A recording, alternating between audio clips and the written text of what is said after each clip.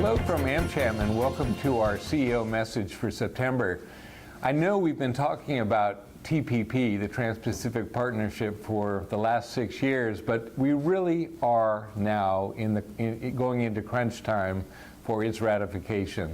The most problematic aspect is the U.S. Congress, and I have to say AmCham is pulling out all the stops to make sure that our voice is heard in Washington. We're planning our own return trip to Washington after the November 8th election in order to speak to key decision makers there and make sure that they understand that the view of American business and business generally in the Western Pacific is we need to do this. We need to do this for business. We need to do this to enshrine American leadership going forward, and that the time to do it is now. If we don't pass it in the lame duck session of Congress, that's the session after the election but before Christmas basically, we don't think it's going to happen. And that would be a huge, huge missed opportunity for all of us who are championing free trade in the Asia-Pacific region. So we have put out a position paper. You can find that on our website. We have sent letters to 150 different leading business people asking them to mobilize support for the TPP. And as I said, we're planning to go there ourselves again this year with colleagues from AmChams around the region. So if there's anything you think you can do, or if you wonder what you can do, let us know and we'll be happy to suggest a few phone numbers to have your top people call to push for TPP ratification. Innovation is another topic that has been a hallmark of AmCham activity this year.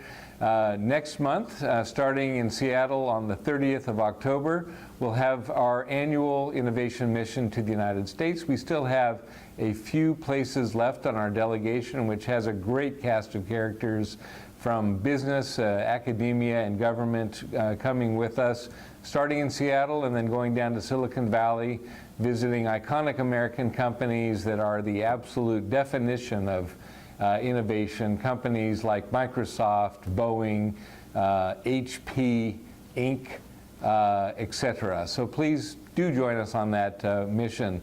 Meanwhile, here in Australia, we're also doing our bit to make sure that you have the opportunity to know what's happening in the innovation space right here at home. On the 6th of October, we have an innovation mission around Melbourne. We have another one in Perth in early November, and then we have a third one planned the first week of December here in Sydney to look at medical technology. So look at those on our website and please do join us if you can.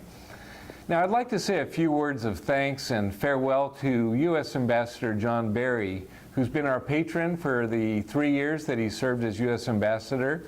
Today is his last day. He's going back to the United States to take up a job that will have him continue to deal with and visit Australia, which is fantastic. But John Barry has been a real champion, an AmChampion is what we call them here at AmCham. He has hosted our board of directors for a discussion dinner. He's spoken multiple times at every one of our chapters around Australia. We've taken him on the road to cities like Minneapolis and Philadelphia in the United States to spruik further American investment in Australia. He's just been a real hero for the cause of free trade and liberal business practice, and we're going to miss him. So thank you and farewell to John Barry. Now, I would hasten to add that we have a great Deputy Chief of Mission or Acting Ambassador in Jim Caruso, who came to Australia several months ago after a brilliant career in banking and in the State Department's economic career track. He'll be running the embassy until we have a new president and until that president names a new ambassador to Australia. It could be, it's almost certainly going to be quite a number of months with Jim in charge. But he has all the right instincts. We've already done a number of events to introduce him to the AmCham community. And if you haven't yet met him, we hope that you'll have the opportunity to do so shortly. In a year of great turnover within the U.S. mission to Australia, We also await the arrival next week of the new U.S. Consul General here in Sydney.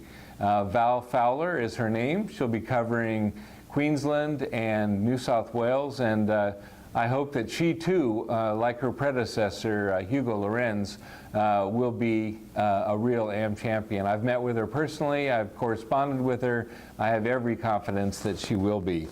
Now, I'd also like to ask all of you to look at our AmCham website. Over the coming month or two, we have quite a variety of great AmCham events for you to choose from in all of our 5 cities where we have AmCham offices, Perth, Adelaide, Melbourne, Sydney, and Brisbane. Check them out, sign up. For most of them, we have space, but quite often they do sell out, so early commitment is highly advisable. I'd also like to salute the many new members who joined us. I won't list them here by name. You can find them on the website, but I would particularly like to welcome CSL Limited. I think it's an ASX 7 or 8 company. It's as the CEO told me when I met with him last year, it is the largest Australian company that you've never heard of. They're now a premium member at AmCham, and we're going to do our best to make sure that you all hear about CSL. So thank you. I hope you have a great month, and look forward to seeing you at an upcoming AmCham event.